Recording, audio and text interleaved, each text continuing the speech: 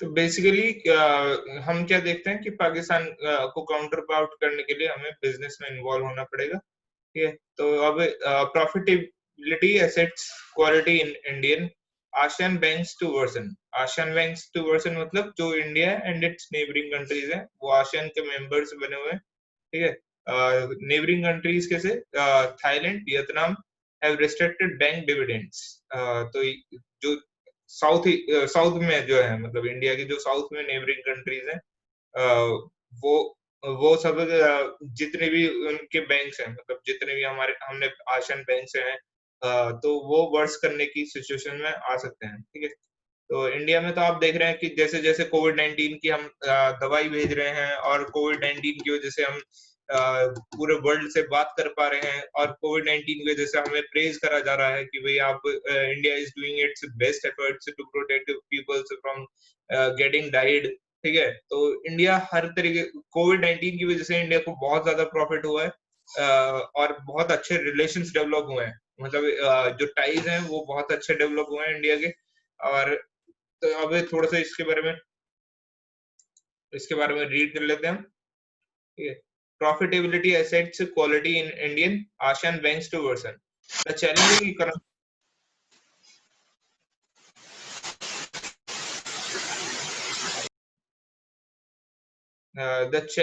Economic the challenging economic and credit conditions. What happened?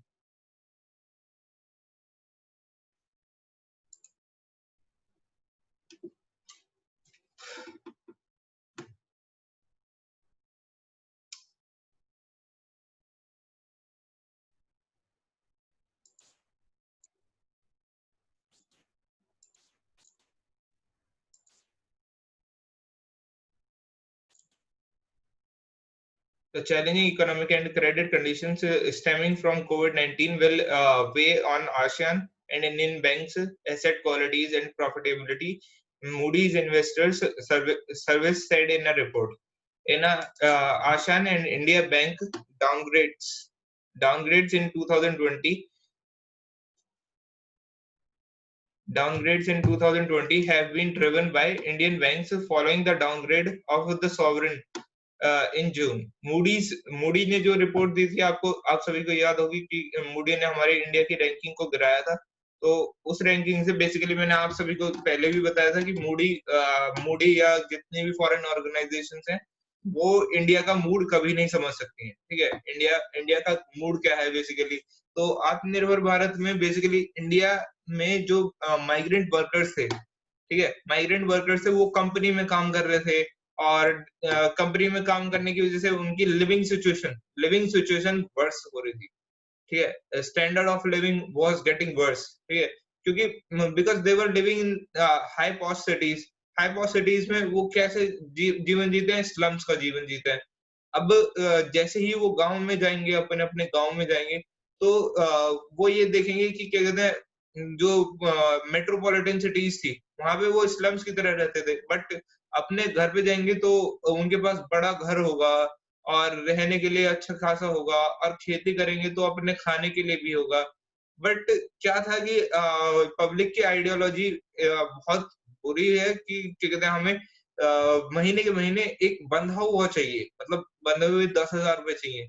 आप ये देखिए कि क्या कहते हैं, फॉर एग्जाम्पल अगर हम खेती करते हैं, we are in farming sector, तो फार्मिंग सेक्टर में अगर आप देखेंगे तो आपके खाने के लिए जो चीजें हैं वो आपकी अवेलेबल होंगी, मतलब गेहूं चावल जो है वो आपका खुद का एक स्टॉक रहेगा, मतलब आपके पास कभी कभी नहीं हो सकती। गाँव गाँव का एक कल्चर सबसे अच्छा रहता है कि वहां पे आपके पास कभी भी खाने की कमी नहीं हो सकती, चाहे कुछ भी हो जाए, आपके पास नाज की टंकी एक भरी रहेगी, बड़ी बड़ी टंकी भरी रहती है। ठीक है, गाँव में अगर आप कभी जाएंगे तो नाज की टंकी तो हमेशा भरी रहती है। तो ये चीज़ हमें समझनी होंगी कि व्हाट वी एक्चुअली वांट। ठीक है, फूड हमारे पास अवेलेबल है, all we want to do is just to earn profit. ठीक है, earning profit is what we want to do with earning profit, मतलब हम करना क्या चाहते हैं प्रॉफिट अर्न करके। if we are living our life successfully, we are having food on time, we are having everything, मतलब हमारे बच्चों की एजुकेशन भी चल रही है। ठीक है, फॉर एग्जांपल अब जो भी प्राइमरी स्कूल है उनमें वेल क्वालिफाइड टीचर्स जाते हैं। All we need is just involvement of poor sections of society in government schools. Government schools में जितनी अच्छी फैसिलिटी दी जा सकती है वो किस वजह से नहीं दी जाती? Because there is no involvement of public in government school. मतलब जो पब्लिक का इन्वॉल्वमेंट है गवर्नमेंट स्कूल में वो होना बहुत जरूरी है। ठीक है, तो ये चीजें हमें समझनी होंगी कि फार्मिंग और जितने भी अदर सेक्टर्स हैं वो वहाँ इंडिया में अपग्रेड करें और मनरेगा के थ्रू वो काम ज्यादा से ज्यादा काम करने की कोशिश करें। और education, food, everything is available now in villages also, and electricity supply after मैं अगर देखूं तो बीजेपी गवर्नमेंट में कम से कम ये चीज तो बेहतरीन देखने को मिलती है कि इलेक्ट्रिसिटी की कोई कमी नहीं है। ठीक है, इलेक्ट्रिसिटी की कोई कमी नहीं है, रोड कंस्ट्रक्शन की कोई कमी नहीं है। अगर आपको किसी दिन इमरजेंसी में हॉस्पिटल के लिए जाना पड़ता है तो आपके गांव से रोड कनेक्टिविटी इतनी अच्छी हो चुकी है कि आप किसी भी टाइम मतलब विद इन 1 आवर आप अपने जो क्लोज रिलेटिव्स हैं, जो आपके अपने भाई बंधु हैं, उन्हें तुरंत हॉस्पिटल्स में एडमिट करवा सकते हैं। ठीक है, तो अब हॉस्पिटल्स भी ज्यादा लॉन्ग डिस्टेंस पे नहीं रहे because of good highways constructed by BJP government. ठीक है, तो हम कंस्ट्रक्शन वर्क में BJP is best, is considered to be the best. ठीक है, कंस्ट्रक्शन वर्क में BJP is considered to be the best. तो हमें सिर्फ और सिर्फ मतलब रखना है कंस्ट्रक्शन वर्क से, नथिंग एल्स। ठीक है, बाकी पॉलिटिकल लीडर्स अपने लिए क्या करते हैं, कैसे करते हैं, वो किस आइडियोलॉजी पे वोट बैंक मांगते हैं, तो उससे हमें मतलब होना ही नहीं चाहिए। Leave them alone. If we have selected them for 5 years, let them be. अगर वो हमारे लिए कंस्ट्रक्शन का काम नहीं करते तो हमें प्रॉब्लम होनी चाहिए। अगर वो हमारे लिए हॉस्पिटल्स कंस्ट्रक्ट नहीं करते तो हमें प्रॉब्लम होनी चाहिए। ठीक है, अब अगर आप रिलीजन के ऊपर ये कहने लगे कि क्या कहते हैं बीजेपी गवर्नमेंट इज बैड, और क्या कहते हैं other small issues like PoK के ऊपर अगर आप ये कहने लगे कि पीओके कश्मीर में वो इतना अत्याचार कर रहे हैं या कुछ और कर रहे हैं, let them be, because we have selected them on for 5 years. So let them do their own work. Let them do their work. If they are not doing work for us, then only we should care. We should care that हमारी road construction नहीं हुई है, हमारे लिए hospitals नहीं बने हैं। ठीक है, और हमारे लिए सिक्योरिटी अवेलेबल नहीं है। सिक्योरिटी का मतलब कि फॉर एग्जांपल पुलिसिंग जो है वो क्रिमिनल्स को क्या कहते हैं जल्दी पकड़ नहीं रही है, या फिर जो क्रिमिनल क्या कहते हैं जानलेवा बन जाते हैं because of our corrupt judiciary. हमारी जो जितनी करप्ट जुडिशरी है उसके बराबर corrupt judiciary all over the world कहीं नहीं हो सकती। ठीक है, अगर आप फॉर एग्जांपल कभी कचहरी जाएंगे तो अगर आप वहां से वहां पे 20,000 रुपए लेके जाएं तो आप खाली हाथ ही आएंगे ज्यादातर। ठीक है, अगर आप किसी लीगल केस में गए तो यहाँ पे एक वकील मांगेगा, कहीं वहां पे वो बाबू मांगेगा, वहां पे वो जज के पैसे जाएंगे। जज के पैसे तो जितने आप लेके जाते हैं बाकी और के लिए सेम उतने ही पैसे जज को देने पड़ते हैं। ठीक है, तो ये सब चीजें तो हमें समझनी होंगी कि इंडिया में जुडिशरी तो बहुत ज्यादा करप्ट है, बट एडमिनिस्ट्रेशन अगर अच्छा हो जाता है तो हमें एक्चुअली में जुडिशरी की जरूरत भी नहीं होगी आने वाले टाइम में। अगर हमारा एडमिनिस्ट्रेशन सुधर जाएगा, जब क्राइम ही नहीं रहेगा, तो so why do we need judiciary? मतलब हमें जुडिशरी की एक्चुअली में जरूरत ही क्या है? Just try to imagine if there is no criminal, if there is no criminal, no criminal activities is performed, so what's the use of judiciary? For example, if someone has done encounter of this Vikas Dubey, so this criminal is gone, और जिस गांव में वो रहता था उस गांव के सभी लोग डरते थे। उस गांव के सभी लोग क्या कहते हैं ट्रेड के लिए ट्रेड नहीं करते थे, मतलब क्या कहते हैं अच्छे दूसरे गांव में जाते नहीं थे, घर में घुसे रहते थे कि भाई विकास दुबे के जो गुर्गे आएंगे, गुंडे आएंगे, वो हमें मार देंगे। और वुमेन का स्टेटस वहां पे डिक्लाइन करता है। ठीक है, वुमेन का स्टेटस भी वहां पे डिक्लाइन करता है कि भाई औरतें घर में घुसी हुई हैं। ठीक है, जुडिशरी कभी भी इस बात को नहीं देखेगी विकास दुबे शॉट डेड तो जुडिशरी इज सीइंग कि ये सब चीज गलत हुई है. We have shot the criminals, nothing else. There is nothing wrong in shooting the criminal. Okay, always make this ideology for future also. There is nothing wrong in shooting the criminals. Moody's Moody's set the set quality and profitability. For example, आप सभी को एक word याद होगा, गीता का एक word है, हत्या और वध में. हत्या और वध. हत्या किसकी होती है? जब वो इनोसेंट हो. For example Sushant Singh Rajput, just like that person. ठीक है, हत्या किसकी हुई? सुशांत सिंह राजपूत की. वध किसका हुआ? विकास दुबे का. ठीक है, विकास दुबे का वध हुआ है. वध का मतलब होता है कि द पर्सन इज कल्प्रिट. ठीक है, तो हत्या और वध में हमें हमेशा अंतर रखना होगा. ये हमें किससे महसूस होता है? हमारी इनर कंसाइंस से, कि भाई हमारी इनर कंसाइंस क्या बोल रही है कि that person should remain alive और that person should be shot dead. जिसको जुडिशरी ने 62 के अप्रॉक्स 58 केसेस में उसे बाइज्जत बरी कर देता. ये आप अपराधी नहीं है. जज बोलता है कि जी आप अपराधी नहीं है, आप जेल से बाहर जा सकते हैं. ठीक है, जेल से बाहर जाके पुलिस वालों को मारिए, 8-9 पुलिस वालों को मारिए और फिर दोबारा से आप जेल में आइए. हम आपको प्रोटेक्शन रखेंगे जेल में, और क्या कहते हैं, जज को आप 1-2 करोड़ रुपए दीजिए और जज आपको बाइज्जत बरी कर देगा जब भी आपको पुलिस वालों को दोबारा मारना हो. So what should be done with such criminals? So judiciary is required up to a certain limit. अगर उस लिमिट से ज्यादा अगर कोई क्रॉस करता है तो then shoot that person. So Moody said the asset quality and profitability will deteriorate from good levels in 2019 across most banking systems, with Singapore, Malaysia, and the Philippines having the best asset quality with non-performing loans below 2%. While government support measures will offset some of the pressure on banks, they will not fully eliminate the negative impact, the report said. Yeah, despite the challenging outlook, the majority of banks are adequately capitalized and their funding and liquidity will remain sound, stable in 2020-21. Credit positive. For instance, regulators in India, Thailand, Vietnam have restricted bank dividends, a credit positive for banks, while the largest banks will continue to benefit from deposits inflows as they are seen as safe havens in times of stress.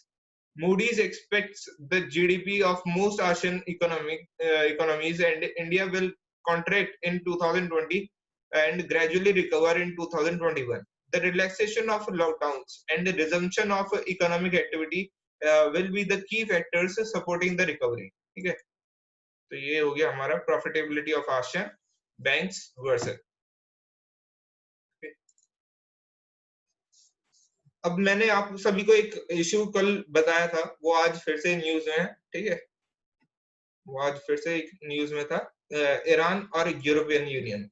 Iran और European union का. ठीक है, Iran कह रहा हूँ मैं, China और European union का. दरअसल क्या था कि मैंने आप सभी को बताया था कि जो यूरोपियन यूनियन के लीडर्स हैं वो एंटी चाइनीज सेंटिमेंट्स रखते हैं. बट अब क्या है कि उनका ऑफशूट देखा जा रहा है कि दे आर सेइंग कि इंडिया पीस मेंटेन करेगा. इंडिया क्या कहते हैं, आगे आने वाले टाइम में जो भी चाइना के साथ डिस्प्यूट चल रहा है, पाकिस्तान के साथ डिस्प्यूट चल रहा है, पाकिस्तान के साथ हमने अभी क्या देखा, वाघा बॉर्डर से हम ट्रेड करना शुरू करा है अभी. ठीक है, तो ये सब चीजें हम देख रहे हैं कि भाई हम थोड़ा सा क्या कहते हैं, हमने क्या पॉलिसी अपना रखी है. इंडिया की पॉलिसी क्या है? Neighbour first policy. तो नेबर फर्स्ट पॉलिसी के तहत हम क्या करना चाह रहे हैं कि चाइना के साथ हमारे डिस्प्यूट ना हो. और नेपाल ने आज बहुत ही बेकार सी स्टेटमेंट दे दी है, जिससे इंडिया के सेंटिमेंट्स काफी ज्यादा हर्ट हुए हैं कि Ayodhya was in Nepal without any proof. Prime minister Oli of Nepal has said that. ठीक है, बिना किसी प्रूफ के prime minister Oli of Nepal ने ये बात बोल दी है कि अयोध्या नेपाल में थी. ठीक है, इतने साल से तो हम अयोध्या को देखते आ रहे हैं. राम जन्मभूमि डिक्लेयर हो गई, अब जाके वो कह रहे हैं कि अयोध्या नेपाल में. ठीक है। तो और चाइना चाइना के साथ क्या हो रहा है हमारा, बेसिकली मैं आप सभी को आपको जो इंडिया के नेबरिंग कंट्रीज हैं उनके डिस्प्यूट और उनके रिजोल्यूशन बताता हूँ, ठीक है। चाइना के साथ हमारा बेसिकली क्या चल रहा है कि हम अभी एक बफर जोन बनाना चाह रहे हैं, ठीक है। पॉइंट ऑफ डिस्प्यूट से इतना एरिया इधर, इतना एरिया इधर, ठीक है। बफर जोन बनाना चाह रहे हैं हम, ठीक है। तो बफर जोन जब बनेगी, बफर जोन का मतलब होता है कि ऐसा एरिया जहाँ पे ना इंडिया की आर्मी हो, ना पाकिस्तान की आर्मी हो, बस वहां की जो नॉर्मल पब्लिक है वो आपस में इधर उधर आती जाती रहे, मतलब उनके लिए कोई रेस्ट्रिक्शन हो ही ना। सेम सेम ये चीज हमने किसके साथ कर रखी है, म्यांमार के साथ। म्यांमार के साथ तो 10 किलोमीटर के एरिया तक कर रखी है हमने, मतलब 10 किलोमीटर इंडिया की तरफ, 10 किलोमीटर म्यांमार की तरफ। और इस बीच में एक पूरी ट्राइबल कम्युनिटीज रहती हैं, तो उन ट्राइबल कम्युनिटीज के लिए बहुत ज्यादा फायदा रहता है कि उन्हें एक्चुअली में ये पता ही नहीं है कि वो रह किस देश में रहे हैं, ठीक है। वो उनका मन करता है तो वो म्यांमार घूम आते हैं, उनका मन करता है तो वो इंडिया घूम आते हैं, ठीक है। तो क्या हुआ था कि आप सभी ने जो उरी द सर्जिकल स्ट्राइक देखी होगी, तो इस 10 किलोमीटर 10 किलोमीटर 10 स्क्वायर किलोमीटर के जो एरिया था इंडिया और म्यांमार के बीच में, यहाँ पे कुछ टेररिस्ट ऑर्गेनाइजेशन बननी शुरू हो गई थी, ठीक है। उल्फा वगैरह कहते हैं उन्हें शायद, ठीक है। तो वो टेररिस्ट ऑर्गेनाइजेशन बननी शुरू हो गई थी म्यांमार और इंडिया के बीच में। तो ना उसमें म्यांमार का कोई रोल था, ना उसमें इंडिया का कोई रोल था, ठीक है। वो उस बफर जोन की वजह से वहां पे उन्हें क्या लगा कि हम आजाद हैं, हम कुछ भी कर सकते हैं, अब हम इंडिया पे हमला भी कर सकते हैं, इंडिया पे हमला करेंगे वापस अपने जंगल में आ जाएंगे, इंडिया इस जंगल में आएगा नहीं, ठीक है। तो हम क्या कहते हैं, हम उसे सर्जिकल स्ट्राइक नहीं बोल सकते, ठीक है। उसे हम सर्जिकल स्ट्राइक नहीं बोल सकते because we haven't gone into the territory of क्या कहते हैं Malaysia, oh sorry Myanmar, we haven't gone in the territory of Myanmar. हमने क्या करा कि जो बफर जोन था, जो हमारा बफर जोन था बीच में, उस बफर जोन में जो टेररिस्ट थे, जो आपको उरी मूवी में शुरुआत में दिखाया गया कि हमने एक स्ट्राइक करी थी, that can not be declared as surgical strike. Surgical strike was declared to be, देखो सर्जिकल स्ट्राइक तो हम एक्चुअली में दोनों में से किसी को भी नहीं कह सकते, ठीक है। दोनों में से किसी को नहीं कह सकते बिकॉज पीओके को क्या कहते हैं हम, पाकिस्तान ऑक्यूपाइड कश्मीर को, is the integral part of India. Pakistan occupied Kashmir is the integral part of India. तो इंटीग्रल पार्ट ऑफ इंडिया है, तो हमने अगर क्या कहते हैं पाकिस्तान ऑक्यूपाइड कश्मीर में कोई टेररिस्ट कैंप खुला हुआ है तो वहां पे जाके स्ट्राइक करी है हमने, क्या कहते हैं सर्जिकल स्ट्राइक नहीं बोल सकते लीगल तौर पे, ठीक है। ऑल्दो हम ये देखते हैं कि अभी पीओके जो है पाकिस्तान ऑक्यूपाइड कश्मीर है, ठीक है, पाकिस्तान के ऑक्यूपेशन में है वो, तो इसलिए हम उसे बेसिकली ये बोल देते हैं कि सर्जिकल स्ट्राइक हमने कर दी पाकिस्तान ऑक्यूपाइड कश्मीर में जाके, ठीक है। तो बेसिकली लीगल टर्म्स में हम नहीं बोल सकते, मतलब अगर आप डॉक्यूमेंट्स में जाके देखेंगे कि does India have done surgical strike on Pakistan, no, India haven't done a surgical strike on Pakistan because Pakistan occupied Kashmir is an integral part of India. और जो ये आपको उरी मूवी में शुरुआत में दिखाया गया था, ये बफर जोन होता है इंडिया और म्यांमार के बीच में।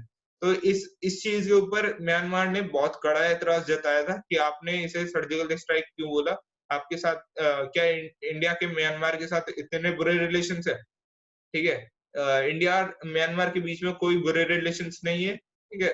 तो हमें ये बात समझनी होगी, इंडिया और म्यांमार के बीच में बुरे रिलेशंस नहीं है। जस्ट वो जो बफर जोन ट्राइबल एरिया की थी, वहां पे कुछ टेररिस्ट ऑर्गेनाइजेशंस बननी शुरू हो गई थी, तो इंडिया ने तुरंत ही उसे खत्म कर दिया, ठीक है। एक स्ट्राइक करके इंडिया ने उसे टेररिस्ट ऑर्गेनाइजेशन जितनी भी बननी शुरू हो रही थी वो बफर जोन में, इस Myanmar India buffer zone, buffer zone में एक टेररिस्ट ऑर्गेनाइजेशन है और इन्हें इन पे स्ट्राइक करा इंडिया ने। इन पे स्ट्राइक कौन कौन और कर सकता था, म्यांमार भी कर सकता था, ठीक है। Myanmar is also having the rights to attack on these terrorist organisation, but Myanmar की क्या है कि आर्मी इतनी ज्यादा मजबूत नहीं है कि भाई वो टेररिस्ट ऑर्गेनाइजेशन पे हमला कर पाते, ठीक है। तो ये हो गए हमारे और हमारी नेबरिंग कंट्रीज के साथ इश्यूज। और उनके रिजोल्यूशंस। कई बार क्या होता है कि हम आक्रोश में कुछ जो हमारे क्लोज रिलेटिव्स हैं, उनके खिलाफ गलत चीजें बोल जाते हैं, ठीक है? For example citizenship amendment act में हमें एक्चुअली में तो बोलना था सिर्फ पाकिस्तान से, कि भाई पाकिस्तान से आने वाले मुस्लिम्स और क्या कहते हैं मुस्लिम्स को हम अलाउ नहीं करेंगे सिटीजनशिप। और क्या कहते हैं बाकी जितने भी माइनॉरिटी ग्रुप हैं पाकिस्तान में, ठीक है, उन्हें हम सिटीजनशिप अलाउ करेंगे, उन्हें हम सिटीजनशिप दे देंगे। बट क्या हुआ कि पाकिस्तान के साथ-साथ हमने किसका नाम इंक्लूड कर दिया? बांग्लादेश का।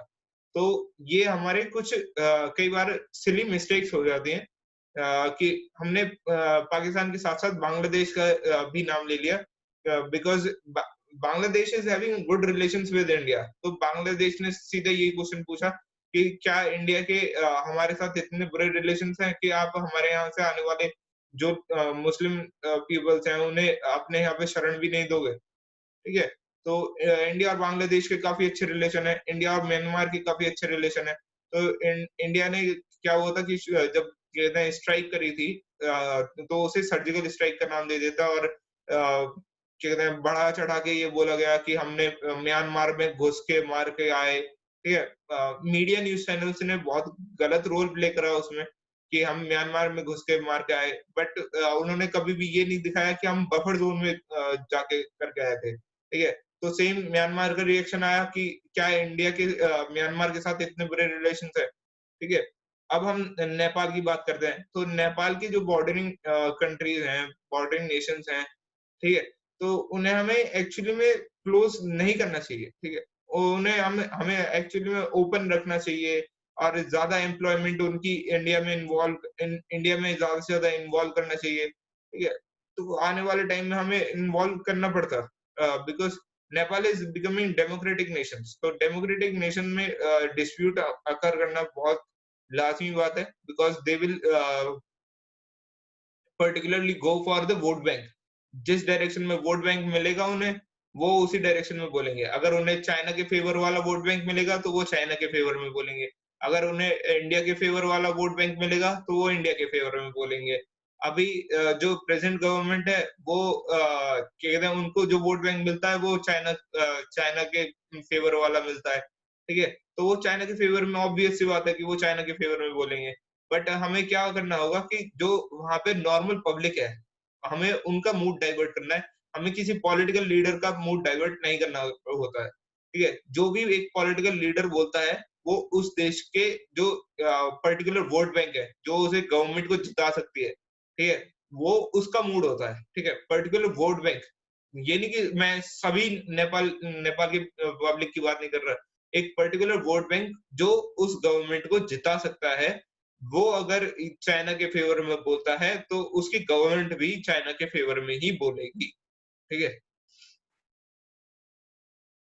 ऑल्दो अगर हम नेपाल की देखें तो नेपाल में जो क्या कहते हैं काठमांडू का इलाका है, वहाँ पे कंटिन्यूअसली राइट्स हो रहे हैं, कंटिन्यूअसली गवर्नमेंट के खिलाफ बोला जा रहा है। तो एक्चुअली में तो नेपाल के लोग चाहते ही नहीं है कि क्या कहते हैं इंडिया के खिलाफ बोले बिकॉज़ नेपाल और इंडिया हैव ब्रदरहुड रिलेशंस, ठीक है? ब्रदरहुड रिलेशंस हैं नेपाल और इंडिया के, ठीक है? The articles analyzes the evolving nature of European union. अब यूरोपियन यूनियन क्या कर रहा है चाइना चाइना के साथ कि चाइना का जो इन्वेस्टमेंट है, ठीक है? उसके लिए वो चाइना को सपोर्ट कर रहा है वर्ल्ड ट्रेड ऑर्गेनाइजेशन में पार्टिसिपेट मतलब वो एक मेंबर बन जाए मेंबरशिप के लिए, ठीक है? चाइना चाइना को यूरोपियन यूनियन सपोर्ट कर रहा है कि वो वर्ल्ड ट्रेड ऑर्गेनाइजेशन का मेंबर बन जाए because they have invested 37% of GDP ठीक है? GDP in public private partnership, okay? So Europe and China have been major partners for a generation. Europe championed China's case for World Trade Organization (WTO) membership, and China supported the European project. China is also critical for European prosperity. Between 1995 and 2012, Germany, Europe's economic powerhouse, uh, enhanced its industrial value by 37%, the largest chunk. of which came from supply chains in China. ठीक है? Relations in aftermath of the pandemic. The COVID-19 pandemic has strained EU, European Union and China relations. मतलब European union और China के relations में strain आया है. China's early handling of COVID-19 has received worldwide criticism, including the European countries that have had to bear the brunt of the pandemic. The pandemic has also triggered calls for diversifying European business away from an over-reliance on any single market. Despite the strains in the relationship, there have been efforts made to sustain the relation. The European Union's High Representative for Foreign Affairs and Security Policy has reiterated China's status as a key global player and expressed the European Union's intention to engage with China to achieve objectives. ठीक है, to achieve objectives based on mutual interest and values. So ये आपका the Hindu actually में complete हो चुका है. तो अभी हम क्या करते हैं, ज्योग्राफी का एक पार्ट देख लेते हैं. ठीक,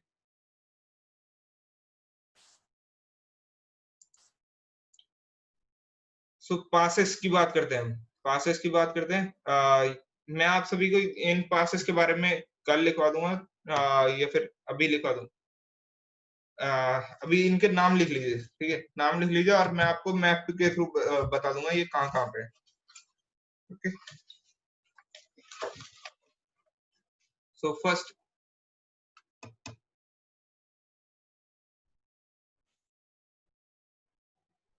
ठीक है, तो फिर नाम लिख लीजिए इनके बारे में लिख कर लेंगे. First is Aghil. Second is Karakoram पास.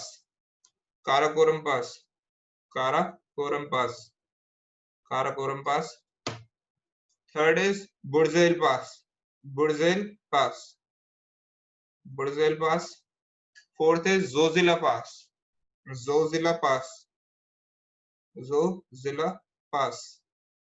ये Zojila pass. Fifth one is Pir Panjal pass. ठीक है, पीर पांजाल पास.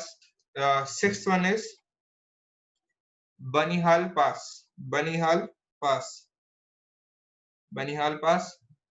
Seventh one is Khardungla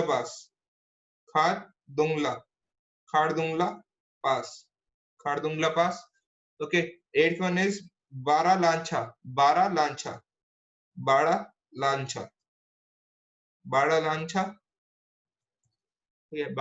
pass. Ninth one is Rohtang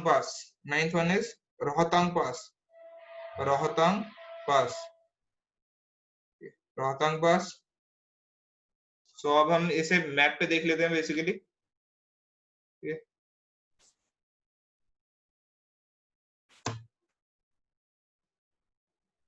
Rohtang Pass, located in Himachal Pradesh on the Greater Himalayas, 51 km from Manali, connects Kullu Valley to Lahul and Spiti Valley.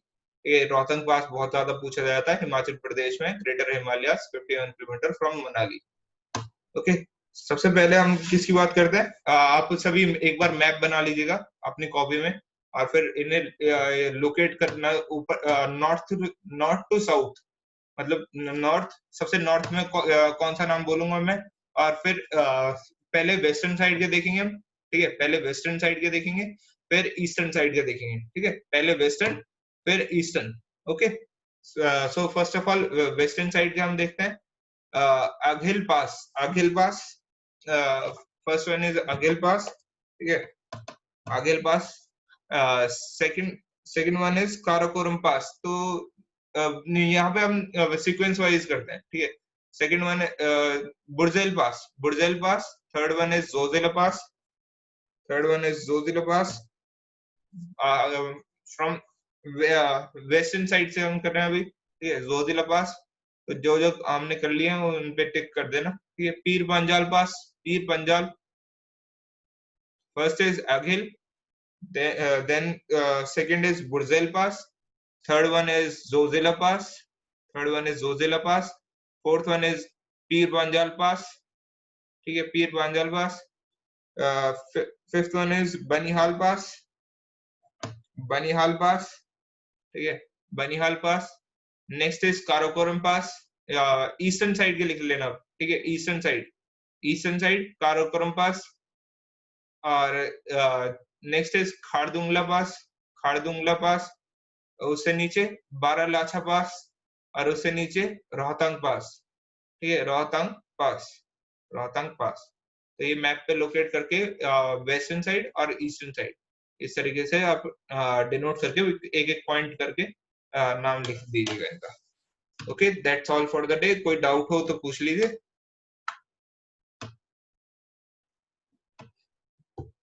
Indian geography आप जिस तरीके से चल रही है ना, उस तरीके से अगर आप कंप्लीट करते रहेंगे, आपको इंडियन ज्योग्राफी में कोई भी क्वेश्चन उठा के दे देगा, कोई भी. Not even a single question will be out of this book. जो ये बुक, जिस बुक के थ्रू मैं करवा रहा हूँ आपको, इस बुक के थ्रू आपको कहीं से भी, मतलब इसमें से कहीं से भी आपको कुछ भी एक्स्ट्रा नहीं मिलेगा. सो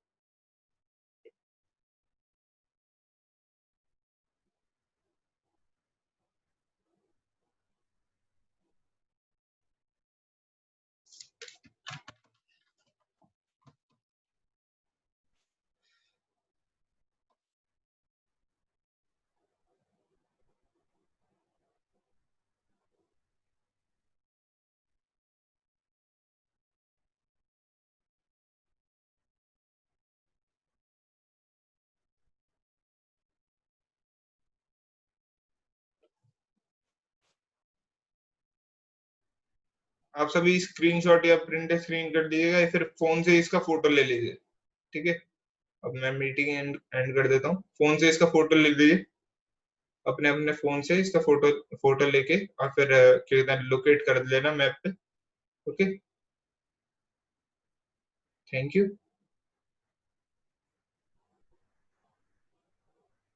मीटिंग एंड कर रहा हूँ मैं. सबका हो गया.